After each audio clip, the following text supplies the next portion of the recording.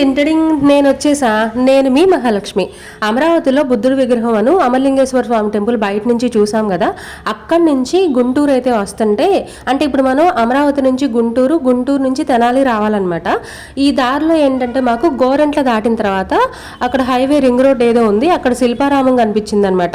అయితే ఒకసారి వెళ్ళి చూద్దాం ఎలా ఉందో ఏంటో అని చెప్పేసి లోపలికి వెళ్ళి చూస్తే నాకు చాలా బాగా నచ్చింది అనమాట.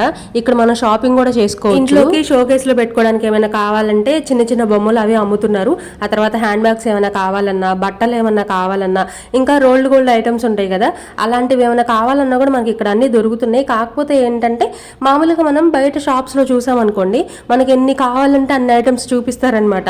తీసి ఇది బాగాలేదంటే ఇంకొకటి బాగాలేదంటే ఇంకొకటి అలా చూపిస్తూనే ఉంటారు. బట్ ఇక్కడ ఏంటంటే లిమిటెడ్ స్టాక్ అనమాట, మనకి ఎక్కువ ఐటమ్స్ అయితే ఏమీ ఉండవు. ఇంకా పిల్లలు ఆడుకోవడానికి పార్క్ ఏరియా ఉంది. పిల్లల చేత శ్లోకాలు పద్యాలు కూడా చెప్పిస్తా ఉన్నారనమాట స్టేజ్ మీద.